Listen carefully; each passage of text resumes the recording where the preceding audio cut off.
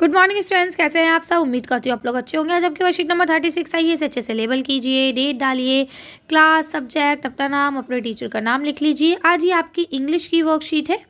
क्योंकि ये इंग्लिश की वर्कशीट है तो चाहे हिंदी मीडियम हो या इंग्लिश मीडियम, सबको यही करनी है। ठीक है, चलिए तो पढ़ लेते हैं। यहाँ लिखा है रीडिंग इंस्ट्रक्शन फॉर स्टूडेंट्स। यहाँ पे आपको कुछ इंस्ट्रक्शंस दिए गए हैं। क्या इंस्ट्रक्शन है इसको देख लेते हैं।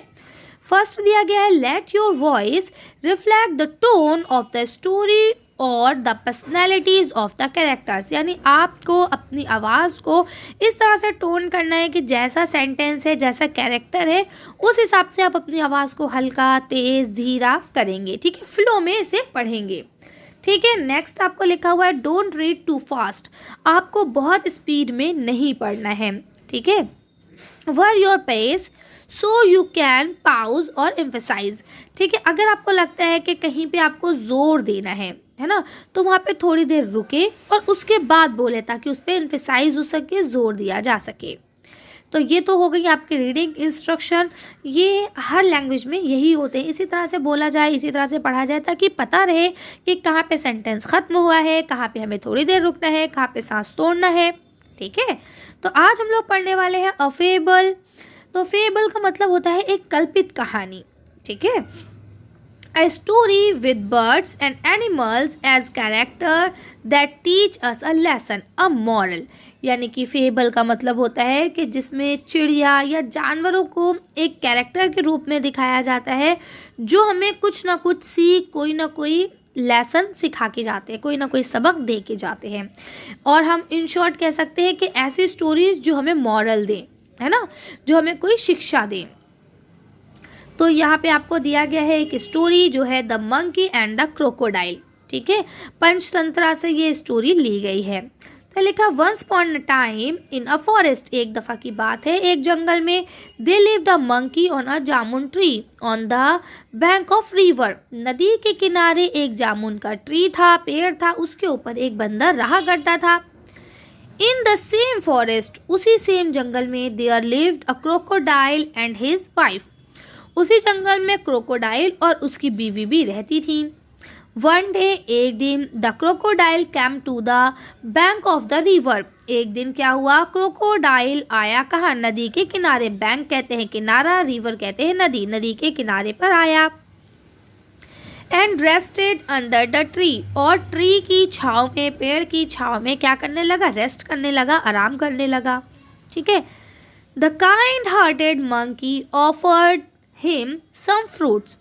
तो अब क्या हुआ, ऊपर, क्योंकि पेड़ के ऊपर ही बंदर रहता था, तो बंदर ने उससे कहा कि भाई क्या तुम कुछ फल खाना चाहोगे, और उसको फल दिए। काइंड हार्टेड यानी दयालु, है ना। The crocodile come back the next day for more fruits as he loved them. यानी अगले दिन फिर क्रोकोडाइल वहीं आता है ताकि वो और जो फ्रूट्स है उन्हें खा सके। क्यों, क्योंकि वो उसे पसंद आए थे। एज डे पास्ड बाय, जैसे जैसे दिन जो है गुजरते गए, the crocodile and the monkey become good friends. और क्रोकोडाइल और जो मंकी हैं वो अच्छे दोस्त बन गए। ठीक है, वन डे, एक दिन, the monkey send some fruits for the crocodile's wife. एक दिन क्या हुआ, जब वो अच्छे दोस्त बन चुके थे, तो मंकी ने क्या काम किया, कुछ फल लाके क्रोकोडाइल को दिए और कहा ये तुम जाके अपनी वाइफ को दे देना। शी एट द फ्रूट्स, वो फ्रूट्स खाती है, एंड लाइक देम, और उसको भी ये पसंद आ जाते हैं। ठीक है, क्रोकोडाइल की वाइफ ने फ्रूट्स खाए और उसको भी फ्रूट्स बहुत अच्छे लगे। बट वो जेलिस, लेकिन वो अच्छी लेडी नहीं थी, उस मतलब क्रोकोडाइल नहीं थी। उसने क्या करा, वो जेलिस हुई, जली वो। As she don't did not like her husband spend time with the monkey. और उसको बिल्कुल पसंद नहीं था कि उसके जो हस्बैंड हैं वो मंकी के साथ टाइम स्पेंड करें। शी टोल्ड, उसने कहा, हर हस्बैंड, अपने हस्बैंड से, if the fruits are so juicy, है ना, अगर फल इतने रसीले हैं, I wanted how sweet the monkey's heart would be. यानी जब फल इतने मीठे हैं तो मंकी का जो दिल है वो कितना मीठा होगा। Get me the heart of the monkey. अब एक काम करो, तुम जाओ और मेरे लिए मंकी का दिल लेकर आओ, मैं उसको खाऊंगी। The crocodile was not willing to kill his friend but had no choice. अब वो क्रोकोडाइल था, उसकी दोस्त बन चुका था मंकी, इसलिए वो उसको मारना नहीं चाहता था। वो नहीं चाहता था कि वो उसको मारे, अपने दोस्त को मारे, लेकिन उसके पास कोई चॉइस ही नहीं थी, है ना। He invited the monkey to his house for dinner. अब उसने क्या काम करा, प्लान बनाया और मंकी को अपने घर डिनर पर बुलाया। एंड टोल्ड हिम, और उससे कहा that his wife would like to meet him, और उसकी जो वाइफ है, क्रोकोडाइल की जो वाइफ है, वो किससे मिलना चाहती है, मंकी से मिलना चाहती है कि मुझे आपके दोस्त से मिलना है। The monkey was happy, monkey बहुत खुश हो गया, बट कुड नॉट स्विम, लेकिन वो बोलता है कि मैं तो तैर नहीं सकता। So the crocodile took him on his back. वो क्या काम करता है, वो उससे कहता है कि तुम मेरी पीठ पे बैठ जाओ, जैसा कि यहाँ आप देख पा रहे हैं। The crocodile was happy that he had tricked the monkey. अब क्रोकोडाइल जो था वो बहुत ज़्यादा खुश था क्योंकि उसने मंकी को अपने जाल में क्या कर लिया है, फंसा लिया है। However, while talking, he told the real reason for taking the monkey home. अब वो फिर क्या हुआ, वो रास्ते में बातें करते हुए जा रहे थे। जब वो बातें कर रहे थे तो क्रोकोडाइल ने उसे सच्चा कारण बता दिया कि सच्ची क्या बात है, वो क्यों उसे अपने घर ले जा रहा है। ठीक है। The clever monkey sad. अब मंकी बहुत चालाक था, उसने कहा you should have told me earlier. अगर तुम मुझे ये बात पहले बता देते। ठीक है।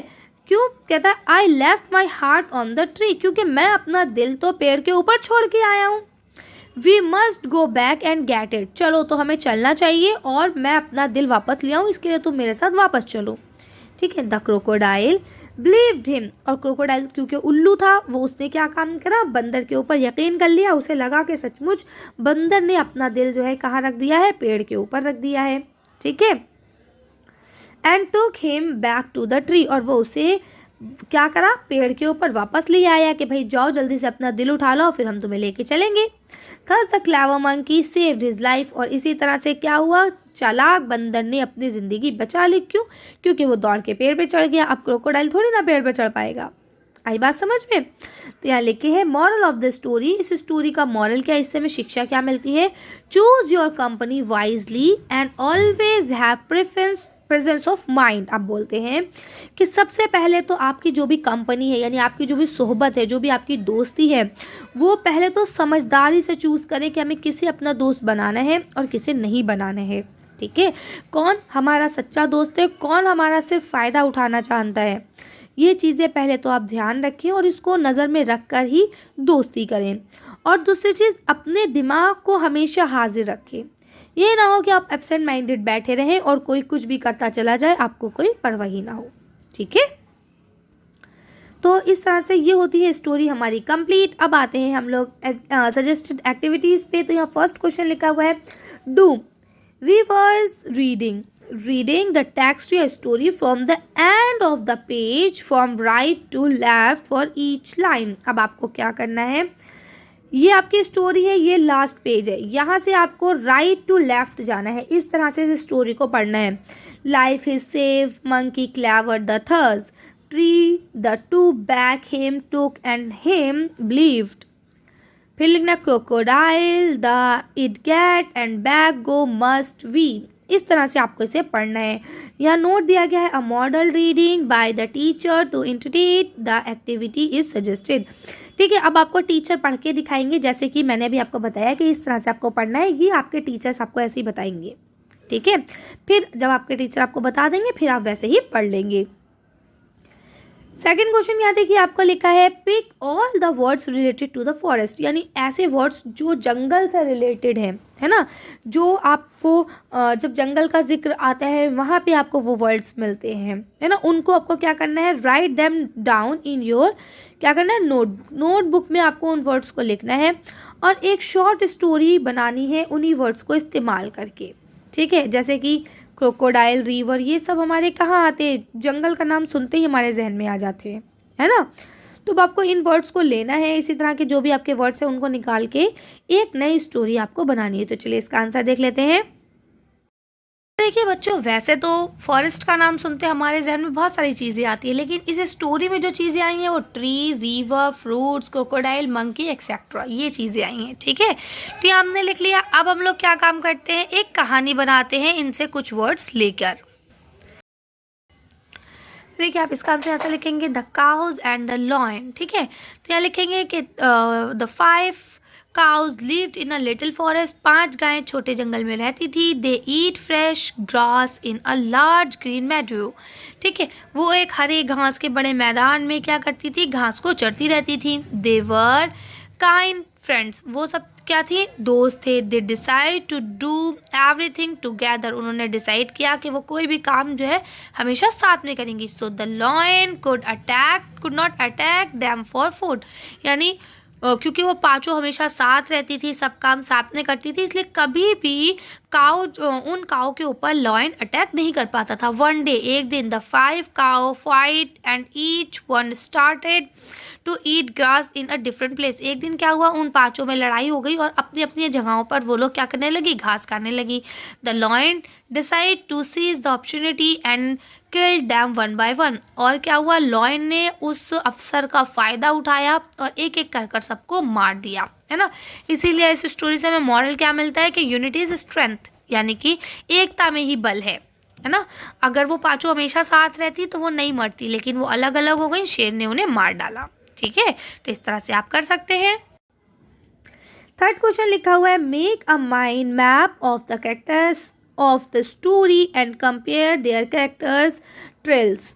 अब बोलते हैं कि सबसे पहले अपने दिमाग में एक माइंड मैप बनाइए, यानी अपने दिमाग में सोचिए कि इसमें कितने कैरेक्टर थे। जैसे 3 कैरेक्टर थे, क्रोकोडाइल, उसकी वाइफ और मंकी। ठीक है, और वो कैरेक्टर्स कैसे थे, इन सब चीज़ों को दिमाग में रखिए और फिर आपको क्या करना है, कंपेयर करना है सारे कैरेक्टर्स को। फिर आपको बताना है, which character do you like the most and why. कौन सा कैरेक्टर ऐसा है जो आपको सबसे ज़्यादा पसंद आया और क्यों आया। चलिए इसका आंसर देखते हैं। देखिए, मैं आपको अपनी चॉइस बताऊंगी कि मुझे कौन सा कैरेक्टर और क्यों पसंद आया। ठीक है, अब अगर आपको भी वही पसंद आया है तो आप एज इट इज़ आंसर लिख लीजिएगा, लेकिन अगर आपको लगता है नहीं मैम हमें कोई और पसंद आया है, तो जो आपको पसंद आया है फिर आप उसका आंसर वो लिख लीजिएगा।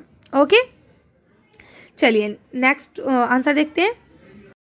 यहाँ आप आंसर लिखेंगे, I liked the character of the monkey. मुझे जो है मंकी का ही कैरेक्टर सबसे अच्छा लगा, इसलिए क्योंकि वो एक तो काइंड था, बहुत ज़्यादा दयालु था, लेकिन हमेशा वो अपने दिमाग को भी हाजिर रखता था।